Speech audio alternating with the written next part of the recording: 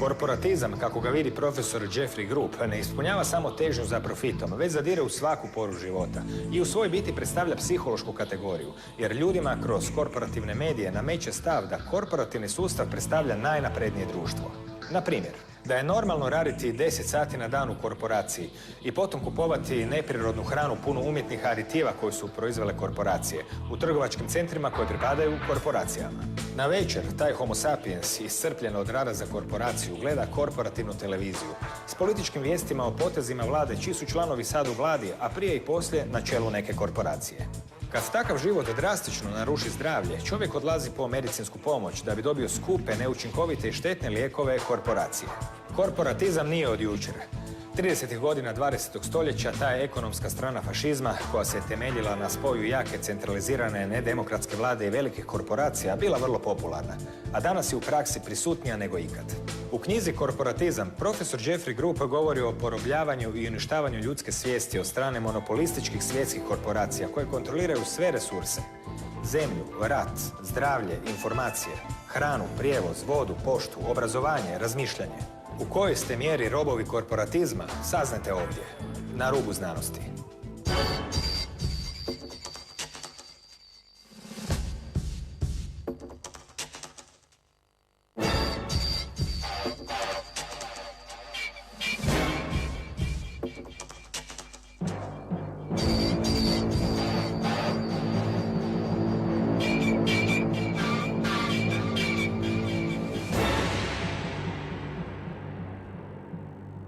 Dobro večer. Profesor filozofije Jeffrey Grupp stiže s koleđa Henry Forda u Detroitu u Michiganu. Autor je više znanstvenih članaka u prestižnim znanstvenim publikacijama i također je predavao 5 godina na prestižnom sveučilištu Purdue, a između ostalog danas radi na Henry Ford koleđu i autor je više knjiga od kojih je ona kojom se večeras bavimo, Korporatizam. Dobro večer. Good evening. Što to jest korporatizam zapravo? Corporatism is when big governments, military, and business all become one force. This is the dominant political structure of the world as far back in history as anybody can see. We're usually told that there's democracy and communism and socialism and so forth, but really it's always just one system with, if it's a medieval king back in the Dark Ages, they will have, the king will own the military and will own the food production, for example. That's corporatism, where these forces of business, military, and government become unified. This is the dominant structure all over the world today. In the recent past, such as Nazi Germany, Stalin's Russia, United States of America today, and so forth. But most people don't know this because they're not told about it, but this is the dominant political force. Od kada datira suvremeni korporatizam, kakvog danas poznajemo?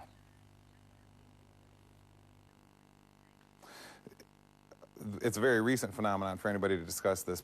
Conspiracy theorists in America have brought this to light, and I have with my book, Korporatism, Secret Government of the New World Order. But however, this has been virtually unknown, even though we can see it with our eyes. We can all see the government and the military and industrial forces unified. Nobody's really thought about it much to where we've identified it as the issue dominating our lives, controlling our behaviors and controlling how our lives are structured and so forth. So it's very new, and politicians in America, in television in America, the main television will not discuss it at all. Spominjete 3 faze korporatizma od 19. stoljeća do danas. Nije uvijek bio jednako vidljiv. Možete li obrazložiti te svoje teze? Koje su to faze bile? Right, there was a first stage of corporatism, which started just after the Civil War in America, and that's when politicians started to come in and take over, just put themselves in government, big business owners would put themselves in government positions. So that means the people with the most money were in government, controlling government, so therefore running it from the big money interests. Then that was roughly the same level of corporatism until 9/11. Then things really accelerated dramatically. And in my book, Korporatism, which was published in 2006, I predicted that in 2008 we'd enter the next level of corporatism, triggered by a financial collapse. And interestingly, that prediction did turn out to be correct, which surprised even me a little bit because it was exactly right on what the book predicted it would be. So the second phase of corporatism just is a ramping up, further increase in power of corporations. And now we're in the third phase, which was triggered by the economic collapse. Then we will see all-out power by corporations. And in America, we've seen the government has taken over the auto industry, for example. You've had huge amounts of money taken out of taxpayers' hands in America, given to the banks, and they throw wild, extravagant parties. There's signs everywhere that corporatism is increasing dramatically, which means more power to the big corporations, less for the people. So it's very much a medieval feudal structure. You've got the power players on top with all wealth, all control, and then the people on the bottom who have less and less down to nothing. Prvenstveno se bavite, naravno, Amerikom, od kuda stižete, Sjedinjenim Američkim Državama. Pišete u knjizi da Amerikanci misle da su slobodni, ali to nisu. Na koji način bi se to mogli obrazložiti?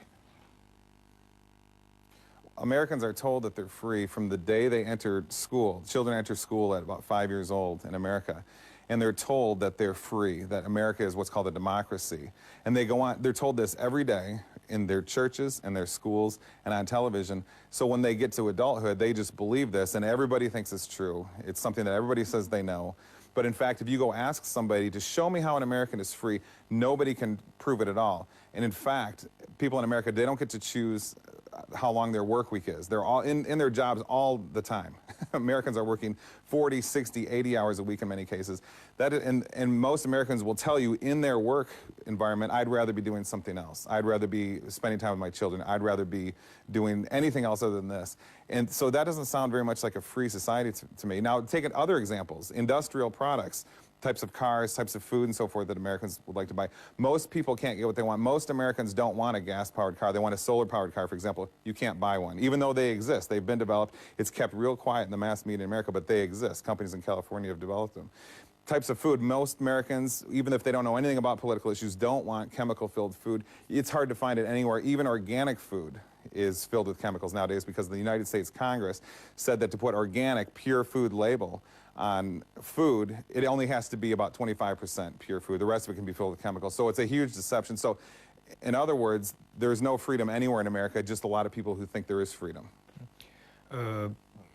Ekonomsko i povijesno poznavanje korporacija nas je već upoznalo sa idejom da je korporatizam nekakva vrsta spoja velike nedemokratske vlade i velikih tvrtki. To smo vidjeli i u Drugom svjetskom ratu, u nacističkoj Njemačkoj, pa i u Italiji pod okriljem fašizma. Čak i to bilo u to vrijeme u Europi dosta popularno i se činilo dosta efikasnim. No, ono što je novo kada vi govorite o korporatizmu jest što ga opisujete kao jednu psihološku kategoriju. Znači, to više nije samo ekonomski izraz spajanja institucija, nego on na neki način zadire u sve pore života.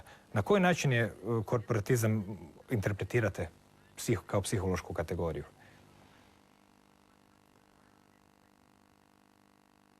Yes, that's an excellent question. The key issue about corporatism, yes, it's control of resources. And yes, it's control of, how much time we can spend with our families. That's all true. But the big thing that corporatism really is control of our consciousnesses. We think the things we do because we have limited information, specialized ways of life that we've been taught since we were very, very young. So therefore, corporatism creates our behaviors, our responses, our thoughts, and so forth. For example, in America, nobody would know that an avocado, for example, they never thought that it's shaped like a heart. It has special ingredients in it that are good for heart muscle, and it has also good for eyes, but it looks like a heart, and if you cut it in half, it looks like an eye. So it almost is as if an avocado is a supernatural substance created by some incredible intelligence as medicine for us. The average person in America has no idea what I'm talking about with it. They think it's a piece of matter with some chemicals which are roughly nutritious, and then you see how the difference is? They think one thing about an avocado versus the other. If you're an American Indian, for example, an avocado is a magical, sacred, food ingredient for, extreme health and extreme mental power. But in America, instead, they have all kinds of fabricated ideas, and so your psychology is constructed by big corporations. And in fact, the very things that we know, and the reason that spirituality is on the decline, or there's fabricated forms of spirituality in America, is specifically because people's minds are locked under their television set, locked onto their ministers, locked into their schools, which all agree with everything on the big points. They all agree. It's just like in Orwell's 1984 when he said, everybody tells each other a lie, and so nobody knows they're telling each other a lie, so therefore the lie becomes the truth. It's the exact same thing going on in America. And so therefore there's not a free state, and the main thing that's not free is people's consciousnesses. Kada pričamo o korporatizmu, nekome se može učiniti da je riječ o nekakvom prirodnom tijeku ekonomskih sila u liberalnom društvu, znači bogati žele postajati još bogatiji i vrlo često ljudi sve svode na trgovinu i na novac kada se priča o velikim korporacijama koje danas su već i bogatije od država. To je opće poznato. Međutim, vi navodite da iza tih korporacija i te ideje korporatizma zapravo stoji određena namjera, da nije sve proizvod ekonomskih sila, nekakvih spontanih težnji prema bogaćenju i slično. Mislite li, dakle, između spontanosti i namjere, s čim biste povezali korporatizam? This is the big issue, the question you've just asked. Most people in America think, if they hear about government corruption, they say, oh, those, you know, they just want to make money. That's not true. They control money. If they want more money, they can just run the printing presses longer and print more. Here's the question I have for you.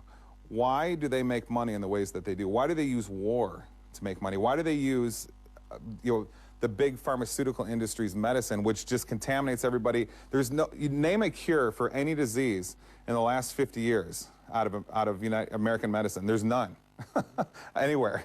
So, I mean, why do they choose that kind of medicine? Why do they choose industries and means of, selling products to people that always, in general, hurt people?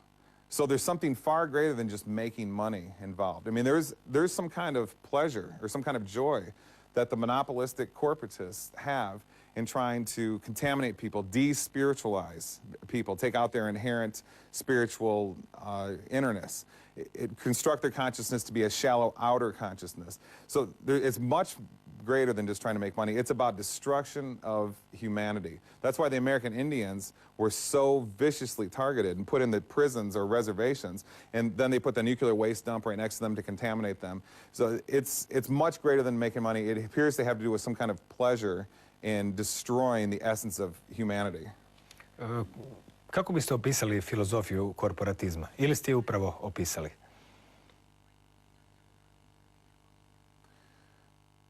Well, that's a very deep question. Most people, and a very good question, most people on our planet don't find joy in these types of things. Imagine a vaccine. It has mercury in it, which completely damages a child. If you have mercury put in certain shots in 2 countries to the same level, the rate of autism goes up to the same degree in both countries. And there's many other arguments like that that prove that vaccines are absolutely, they're murder weapons. Okay? Now, what kind of a mentality would do this? This is not necessarily human in any familiar way. So the philosophy of corporatism is to take what is good and beautiful and invert it, and to take what is horrific and say that is beautiful. The war, in America they called the wars the war theater. Oh, that's a curious. Remember the Hurricane Katrina in New Orleans, they called that a laboratory. Now they're giving us little codes here that this is what is good and true and beautiful to them. So the philosophy, the psychology of the corporatists it's a sadomasochistic murder pleasure theater of some sort. It's an art form to them to create the world as a big murderous art form, and it's very difficult to understand. We can see it because it's the world, but it's very hard to understand how destructive and dark it is. Na koji način, tko su zapravo ti korporatisti? Tko su ti ljudi? Koliko ih ima? Kada pričamo o korporacijama, one su uvijek nekakva imena, logotipovi i slično. Međutim, pretpostavljam da postoje osobe koje stoje iza tih korporacija, koliko ih uopće ima i koliko je njihov utjecaj razgranat po svijetu. Okay, the corporations, there's what's called the New World Order, which is widely discussed now. Even politicians in America will talk about the New World Order now. What the New World Order is a system that we all live in. The reason that the father can't spend more time with his children in America is because he has to go to work. In other words, go serve the New World Order system. The police run it, the professors run it, the court systems run it. Everybody works in this New World Order system. Okay, now, the tools that are used to control this massive global system are the corporations. Now, behind those someone or something is running these. Now, it's not we know that there's what's called a CEO in America, and we think that this is the person that runs the corporation, and they'll be on TV with a big smiley face, act like a real nice guy and everything, while their corporation is, responsible for contaminating or poisoning and killing millions of people or whatever they do, ruining life, ruining family structure, and so forth. Now, but it's not really clear that that CEO is the actual person that runs it, because if you look a little further, you find out that there's a board, what's called the board, a group of controllers behind the CEO that controls the CEO. Then it raises the question, who controls the board? And that's not really known. Nobody really, and it has to be somebody, because it's something. It's not, because all these corporations work together in unison. Why do all the big monopolistic corporations, why do they all destroy humanity? Why isn't there one out there that uses, healthy food to make us live longer so they can make money off us longer? No, they don't do that. It's always about destruction. So it's almost as if they're acting together. So some very dark force is behind the corporations themselves, the human controllers behind them. Kada pričamo o načinima kako se korporatizam održava u životu, zapravo pričamo o nekakvoj maloj grupici moćnih ljudi koji na neki način utječu na većinu populacije zemlje. Na neki način riječ bi bila o sustavu koji upravlja samim sobom. Pitanje bi bilo koje su to metode, taktike ili strukture smišljene pa da sustav može uopće tako funkcionirati da većina ljudi na neki način same sebe čuva od, da kažemo, same sebe čuva zaključene u kavezu.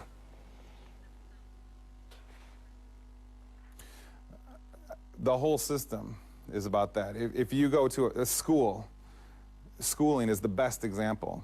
The average, if you have, looking at opinion poll in America of the most trusted people, you can go to pollingreport.com and they have all these opinion polls. You can see the most trusted people in America are nurses, college professors, and so forth.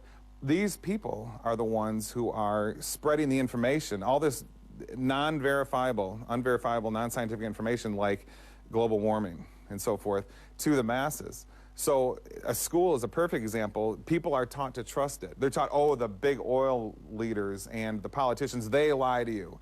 But not the school teachers over here. They're innocent and they mean well. They don't lie. When in fact, if they don't lie, then go show me global warming. Why can't I see it? It's colder where I live in America, Ann Arbor, Michigan. And instead, I'm supposed to believe that it exists. Why can't they show me the facts of evolution? Why can't they show me the facts of the Big Bang? If I ask them, prove these things to me, they just give me a bunch of theories. So a school, they often will take things that are secretly look to be very kind and innocent, but they're actually the real weapons that go in and attack the heart and soul of a person. U knjizi dajete puno primjera analize medija i analize vijesti.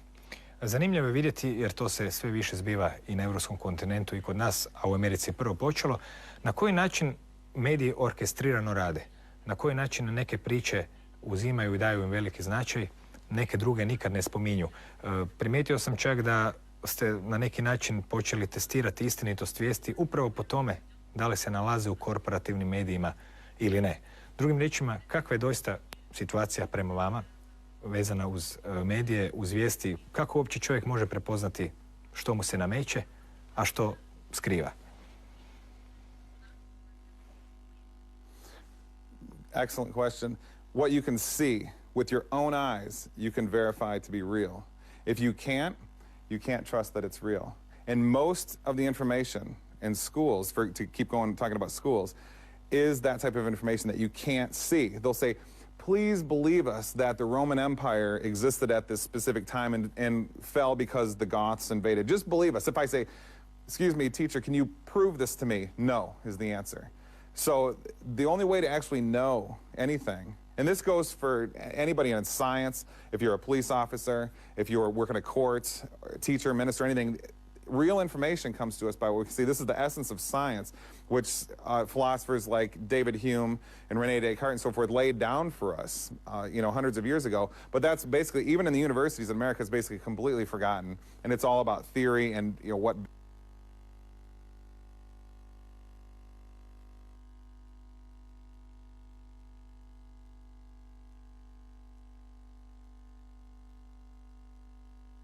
see it. If you can't, you have to be skeptical of it, because someone can lie. If you believe what you can't see, someone can lie to you, trick you. That's why politicians in America get so angry, and they'll say it on television when someone's a skeptic, or when someone doesn't believe what they say, or when someone asks proof. A lot of people asked George Bush for proof before he invaded Iraq in 2003, and he never presented it. Why? Because it wasn't there. What if Americans in greater numbers said, no, we want proof. We'll go to war if you show us there's a real threat.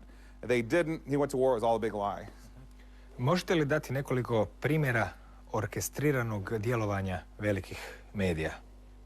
Na primjeru SAD-a od kuda stižete. Oh. Nije teško pitanje. No. Have you ever heard of has the average person ever heard of depleted uranium? Maybe they have here in Croatia. In America, nobody. Virtually nobody knows about it, but they're all breathing it in. It's all inside their body. It's toxic substances which were part of the weaponry used in places like Israel and the Middle East and so forth, and the recent, the wars over the last 20 years there. It's covered the whole atmosphere, but yet nobody knows anything about it. But they all know that there's a, young lady in America named Britney Spears who shaved all her hair off. I mean, so they're feeding us information that makes us completely stupid. Okay, and you can see this in the faces of Americans. They are like a hollow shell. There's nothing in there. The average American, they're confused and lost because they don't have the real information makes us feel good. The ancient philosopher Aristotle said humans, for some reason, have this curiosity to know things. Well, if you take that out of someone, they're not human anymore, okay? So the average person in America goes on believing all the lies and what they hear, and that's the news, they think. So the fake, non-real information they think is the real. So, specific examples, is a football game the biggest piece of news in the day, or that the U.S. military slaughtered another 50 people in Pakistan? Is that the news? They'll put the football game on first, and maybe people are so used to, the U.S. military killing people in all these wars that they won't even cover it anymore. So the football game becomes the dominant thing in someone's mind, and they no longer think about the casualties of the wars that American soldiers are carrying out. See how your psychology is created, like we were talking about earlier. You become concerned with one thing because it's displayed for you in the media, not another. So the important things are forgotten, and the non-important things are made to be your consciousness. Ono što opisujete staromodno bi se moglo nazvati ispiranjem mozga, programiranjem, hipnotiziranjem. Puno je naziva za takav način djelovanja. A ono po čemu, koliko ste predstavili u knjizi, se takve stvari mogu uočiti je to što se na svim mrežama istovremeno predstavljaju uvijek iste vijesti kao senzacionalne. Naravno, pitanje se nameće, ne bi li možda netko drugi pokušao zaraditi neki novac s nekom drugom viješću koju nitko drugi nije objavio i slično. A takvih priča svakako ima. Naravno, korporatisti očito nije teško im utjecati na medije kad ih posjeduju. No, mogli bi sada, kad pričamo o korporatizmu, zahvatiti ga po nekoliko točaka koje ga čine, s obzirom da je tema poprilično široka, a korporatizam, koliko sam shvatio iz vaših knjiga, prije svega čine mnogobrojni mitovi koje zapravo treba na neki način jednog po jednog uzimati u obzir i promatrati. Bavite se recimo temom da je netočno da je nafta neophodan pokretač svijeta, što je danas teško zamislivo. Nekad davno smo imali čak i konoplju koja je bila daleko sofisticiranija i naprednija. Ispričajte nam malo kako bi svijet mogao biti bez nafte, koliko bi koristi mogli imati od zaboravljenih biljaka, poput konoplje recimo, i kakve su sve njene osobine. Well, with hemp, you or I could grow it, and we can create our own oil. You can make anything out of. Henry Ford built a car out of hemp. You can make metal-like substances and so forth. But see, you or I could grow that in our own backyard, for example. But with oil, it's far away. Nobody can see it. Since nobody can verify how much is there, we can't see how much is there. They can say, "Oh, there's not much left. We're running out." So the supply is low and the demand is high, so the price goes up artificially. It's all fake. Okay, I mean, and the reason is because remember when oil went to $150 US dollars a gallon a few years ago, and then it went back down. If I say if all our economics professors are telling us that supply and demand rules the economic landscape of the world, well, that doesn't make sense then. It shouldn't have gone up like that and then come back down. So, but anyways, with hemp, that's a substance that can be controlled by the people, and that's the ultimate enemy of corporatism. If you grow hemp and I write a book and I want to trade you hemp oil, because it's incredible. Hemp seed oil is one of the most healthy substances on the planet. And I want to trade you hemp seed oil for a book. We trade products. We cut out the New World Order. We cut out the corporatists. See, that's power. That's what the American Indians did. That's what always the corporatists like to get rid of. When you go to, there's a store called Walmart in America, huge stores which sell every product.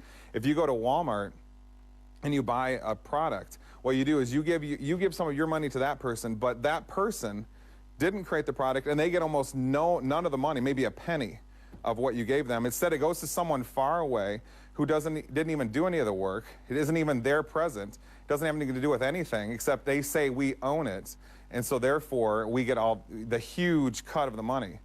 That's the problem. See what the American Indians did, for example, to bring them up again. They cut out that. They didn't have that process. Well, they bought and sold directly. That's what hemp has the power to do. There's a revolution in America that's brewing, a medical marijuana and hemp revolution, which I think will take off, but it has to be done where the corporatists don't get in and take over the industry. It has to be from person to person. That's the only way humans on planet Earth will gain freedom, is if we sell and trade resources directly from each. As soon as you have a person involved who doesn't do the work, then you have corporatism and monopolistic takeover.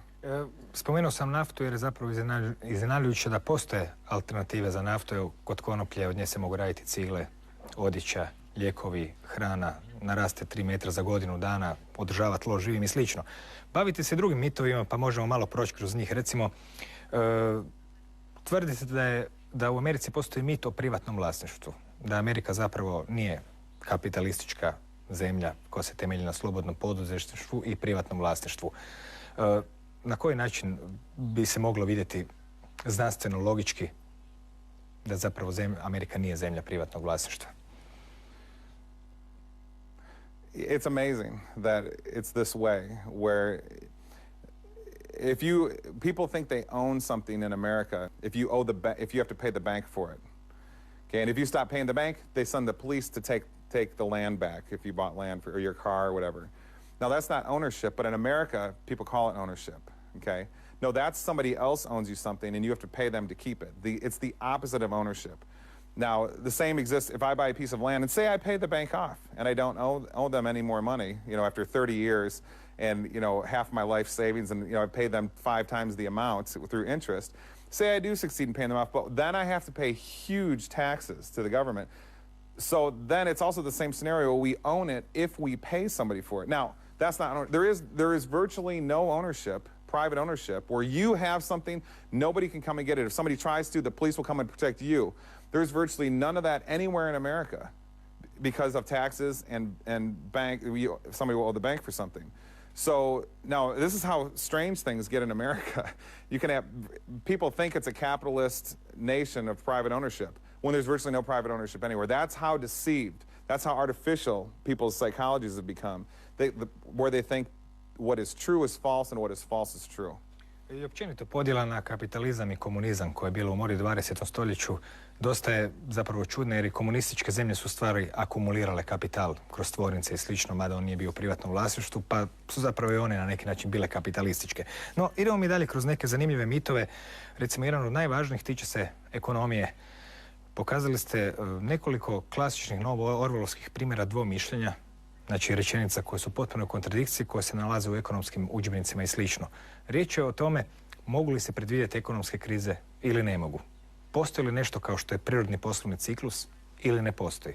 Ako ne postoji, na koji način se generiraju krize i na koji način se stvara vrijeme prosperiteta? Koji bi znači to bili mitovi koje eto ste čak pronašli u klasičnim sveučilišnim udžbenicama ekonomije kao opće prihvaćene istine koje u praksi često puta se same dementiraju? This is one of the most interesting issues. In America, they will tell you on TV, it's very hard to know if the economy is going to rise, which means the big corporatists get more money and then the average person just has to work more.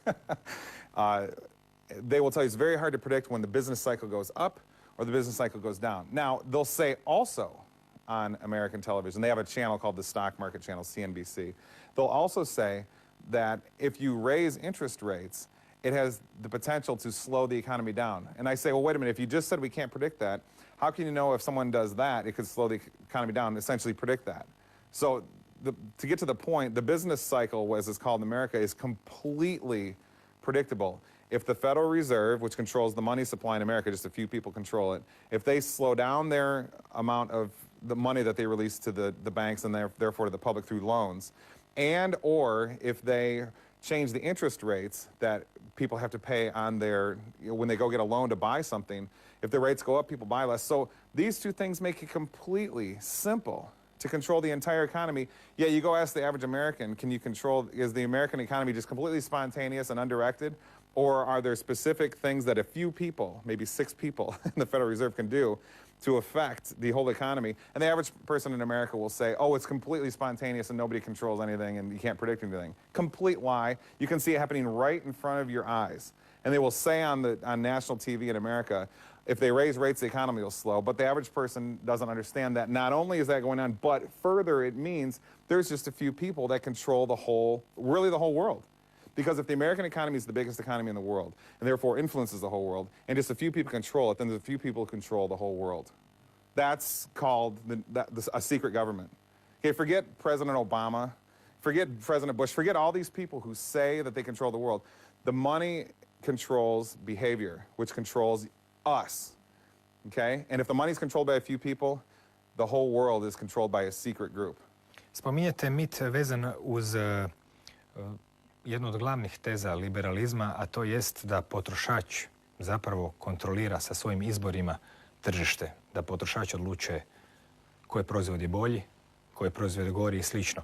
Međutim, zapravo potrošači kroz izbor ispada da ne kontroliraju ništa. Imate li, recimo, primjera kojim biste potkrijepili tu svoju tezu koja tvrdi da ona teza o potrošačima koji kontroliraju društvo zapravo nije točna? Yeah, consumers could control everything if they wanted, but what they do is they settle for and they find acceptable the products that are presented to them. And they'll choose from, you know, the one news network over the other, which say the same things, or they'll choose, you know, Coke or Pepsi, which tastes the same, or they'll choose this junky American car, which will break down in a few years, versus this one that'll break down in a few years. So they're given these choices which aren't choices. Okay, the point here is that if Americans wanted to, they could just cut out, you know, all this choosing for them. And instead, they could just create their own industries. They could create any product they want, solar power, organic farming, superconductivity, medical marijuana, anything they wanted, just regular marijuana, hemp industry. If they just turned off their televisions, because American television is really bad. There's no show like this on American mainstream television anywhere. If they just simply did that and started industries, they could do anything they wanted. So they could cut out the New World Order system, the monopolistic corporatists, and give power to themselves by controlling industries that help rather than hurt people, but they don't. Instead, they settle for the junky products that, you know, often are made by slave children in China, which get shipped over to America. Instead, they settle for that so they don't have to think about it. That's essentially what happens. Pričamo još malo o novcu. U zadnjih 3-4 godine do mnogo ljudi je došla izjava novac je dug, koja zapravo prije nije bila jako poznata. Nekad davno su naravno države tiskale novac, one su imale čak i neko pokriće prije 40 godina u zlatu, u srebru i slično. Naravno, zlatni standard je ukinut. Međutim, kada se to dogodilo i kako da je novac postao dug i što to uopće znači? Yeah. If somebody was to give you land, say, here, just take this land, it's yours. You don't know anybody for it. Build a house, have children, grow a farm, do whatever you want. That's called wealth. But if you suggest that to the average person in America, they'll laugh at you. Oh, that never happens. No, because to get something, you need to go get a loan. You need to go get debt money that you have to pay back several times more through interest to have these items that the average person should just have as their natural right as being a human on planet Earth. No, in this world, you have to be a slave. You have to work to exist. Other cultures before ours, in primitive times and so forth, that was not the case. You exist, so therefore, this is all given to you. You can have these trees to make products. You can have this land to raise your children in safety and so forth. If the warring tribe comes nearby, you have this land to make weapons to keep them. Hopefully, just the display of weapons will keep them away and no conflict will arise. So what happens in America is people have no idea what wealth means. It's a philosophy. It means you have something that is mine, which nobody can take, and it gives me power. Okay, that doesn't exist in America. You have something that you have to pay back if you're lucky, and you work your whole life to pay it back, and your whole life is therefore given to the debt system. So money doesn't exist. Debt exists. And the whole system is made up on that, and people are so used to it that they don't even understand that there's a difference.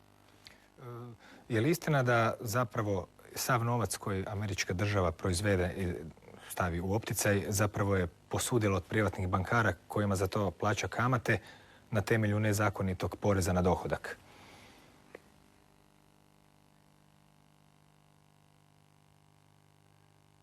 Yes, the idea in America that there's a government for the people is completely fabricated. There's a couple people that Americans see on TV. President Barack Obama, he's always got a nice smile, and then he lies about everything. Okay, there's a couple senators that'll talk about we need war, and then they'll smile about everything. Just all a big joke. Americans think that's the government. Okay, and it has nothing to do with anything about their daily life. Then on the other hand, there's all this private money, private in the corporatist hands. There are people that have wealth in America. It's those people. Okay, everybody else doesn't. They own it all. Okay, so what will happen then in America is you will have just a few people on the very top who will have perfect ownership of things, and then in such a degree that they even create the money, where the average citizen in America just doesn't even understand that. Kakva je uloga medicine, odnosno kako se ona uklapa u korporatizam? Danas više nije nepoznato da korporacije financiraju istraživanja, da to ima zapravo jako puno netočnih rezultata, da lijekovi, blockbusteri nisu toliko efikasni kako se reklamiraju. No, kako se uistinu medicina uklapa u cjelokupnu filozofiju korporatizma? How does the what fit in? Medicina. Oh, medicine. Oh, remember we talked earlier about how industries are created to hurt people? Well, there's no better example than what is called medicine. It's not medicine. Medicine is something that gives you physiological power or mental power. It's something that extends your life, gives you health so you can run faster, feel better, and so forth. In American medicine, if you have cancer, what they do is they will radiate you, which is something that causes cancer. So it's so absurd that, but I think it was Hitler who said the more absurd things are, the better people will believe it. Medicine is a perfect example of that. There's no cures for anything. I think the last cure was a polio vaccine. And if you look into that, it wasn't a cure. They changed the definition of polio right when the vaccine was introduced, so very much fewer people had it. That's right in medical textbooks, even have that in their history sections of their books. But the average person doesn't think about this. They're told on the news, oh, American medicine is amazing. All these chemicals you can put in your body, all these machines and probes they have that can search your body. Now, here's a question for you. Why do we have cancer? Why do we have diabetes, osteoporosis, Alzheimer's, all these diseases? When explorers go and find rainforest tribes, they don't have any of these. They live long. They don't even have anorexia. So there's psychological issues going on here. Medicine is sort of the best example, the microcosmic view of the whole prison system called the New World Order that we're all stuck living in. And the best way to see the alternative, the way it should be, is to look at those rainforest Indians or American Indians. But they used to call cancer the disease of civilization because explorers would go and find primitive peoples that were never encountered Europeans before, and they would survey 30,000 of them. The old people, no cancer anywhere, nothing that had symptoms resembling cancer. So the diseases are created by the poisonous food, poisonous air, chemtrails, you name it, bad psychology, and then what you're given to heal it is more poison. Na koji način reagiraju recimo vaši studenti kada mi iznesete neke od ovih teza? Pretpostavljam da, kao što ste napisali u knjizi, mnogi od njih misle ili vjeruju da su istinite tvrdnje da recimo farmaceutska industrija godišnje proizvede desetke novih lijekova u koje je uložila stotine milijuna dolara i slično. Na kraju vi dajete dokaze da zapravo ona ne proizvodi nikakve lijekove skoro nikad. Kako se studenti vaši reagiruju ili nose sa takvim informacijama, od kojih su neke, pretpostavljam, dosta šokantne za njih? Yeah, most of the time I don't present anything like this to students, but I do teach them, remember we talked earlier about the only way to know anything is with your eyes. I teach them that. I teach a class called Logic, and the essence of logic is how do you know anything? And that one way you can form a logical system is by having a verification system with your senses. Now, I can't talk about all these topics in a university. I talked about some of them when I taught at Purdue University, and I got in trouble. They said, no, don't do that, or else we'll remove you. And I had to stop doing that. So the answer is I can't talk about much of this. When I do sometimes bring up something like this, the students act in three ways. They can't believe it, and they want more information now. I want more. That's amazing. Tell me more and more and more. That's the few. Most of the students don't care. Okay, they're just thinking about MTV and football or whatever. And then there's a few students, more than a few, very, very angry. How dare you say something that disagrees with what I've been told? And I'll say, wait a minute, you can see it. What I just told you, you can see with your own eyes.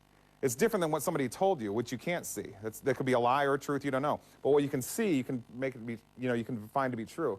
They get very angry, and they'll make up stories and go complain to the dean and the college administration and say, Jeffy's bad, he told all these lies, and I'll just say I'm using empirical information.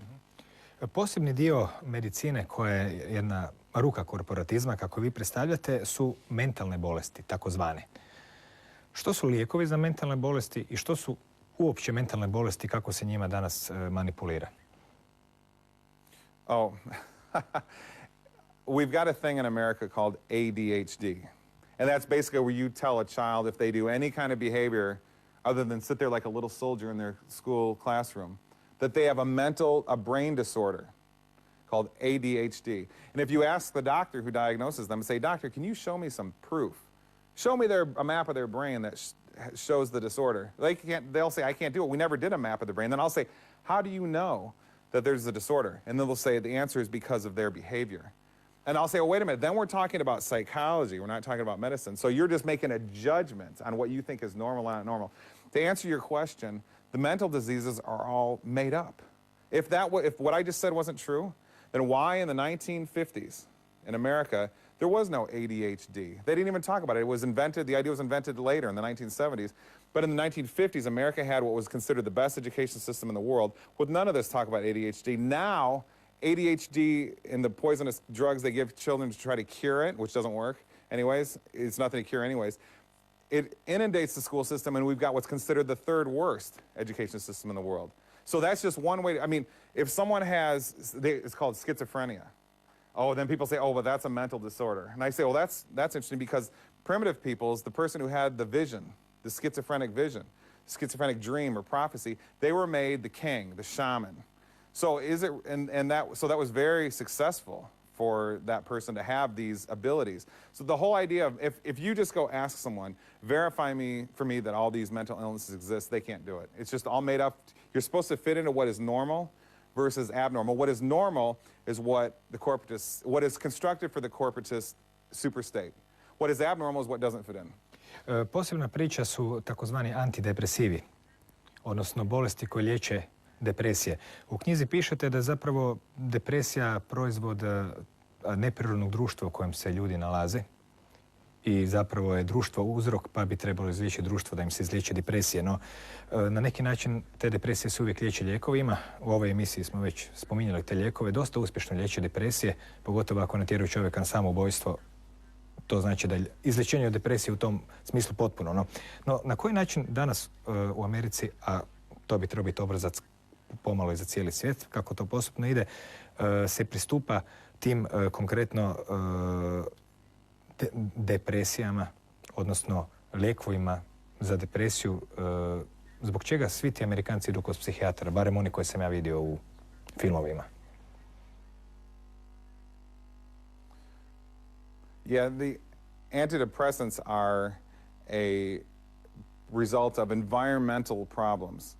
If you take a monkey and put it into a wrong environment, it'll run back to its original environment. If you take a lion and put it in its wrong environment, it'll go back to its natural environment.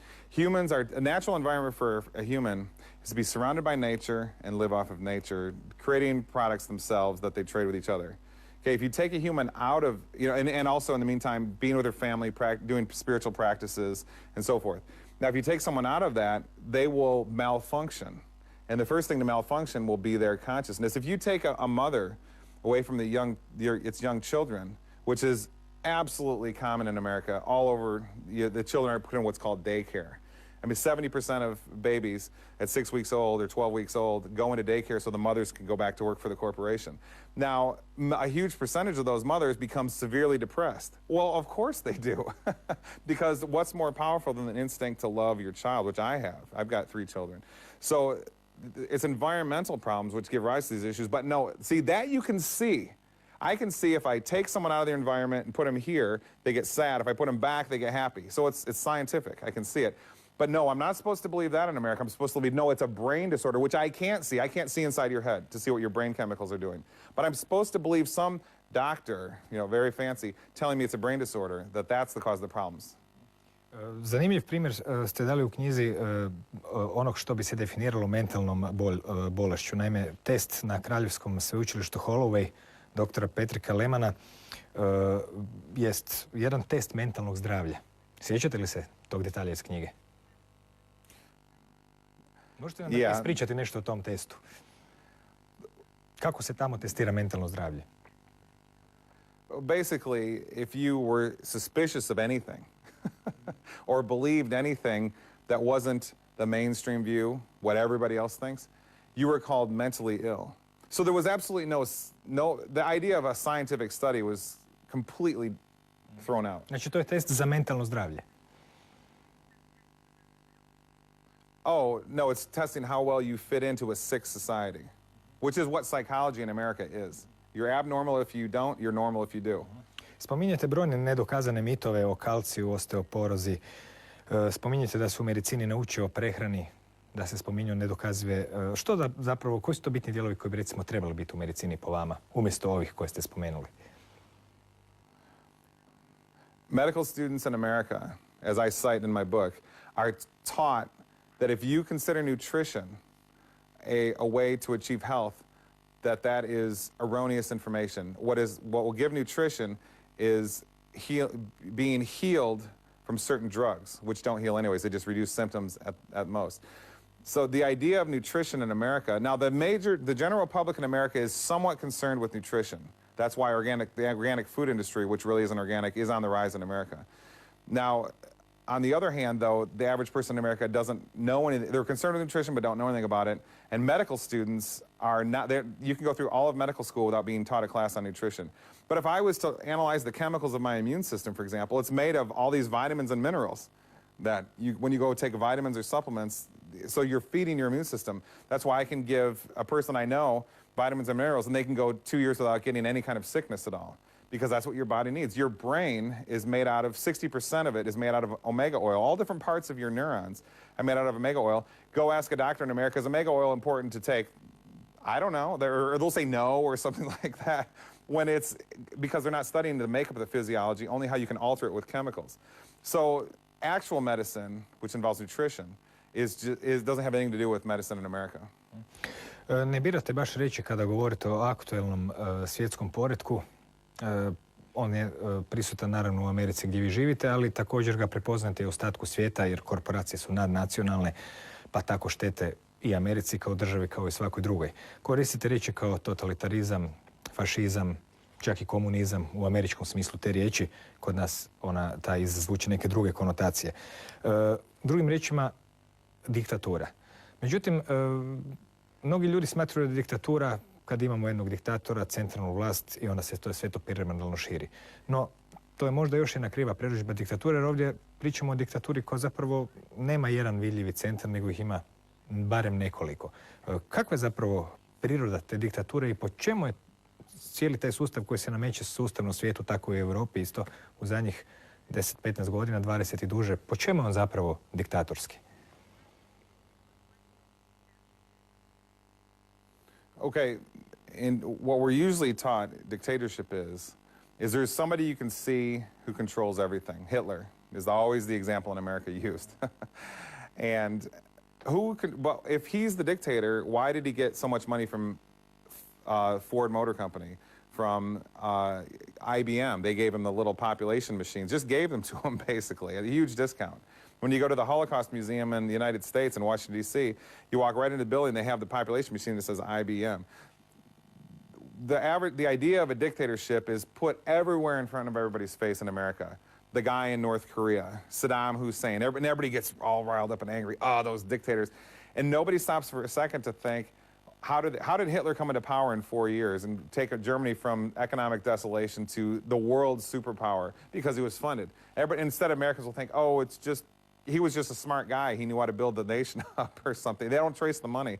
So the whole idea of dictatorship that the average person in America at least thinks of has nothing to do with anything because they're not looking at the real dictators. Nobody really knows who the real dictators are. Remember we talked earlier about there's the corporation, the CEO, the board, and then who controls that?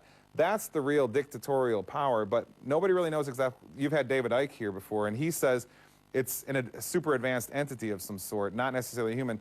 There is some argument to that because a lot of the technologies that we see in the world don't seem to have human origin, like Morgellons disease is one. So it is possible that behind all this is some non-human entity. There is some evidence to support that claim. Što bi odgovorilo na pitanje kako su ljudi mogli napraviti nešto tako neljudsko kao što je korporatizam. U svakom slučaju, bio je ovo prvi dio razgovora sa Jeffreyem Gruppom. Hvala, nastavit ćemo. O prirodi i pravim ciljevima korporatizma drugi slijedi za tjedan dana kad ćemo dignuti još koji veo sa pitanja što korporatizam predstavlja, koje namjere sadrži i zašto i koliko je daleko stigao ovako neprimjećeno. Laku noć.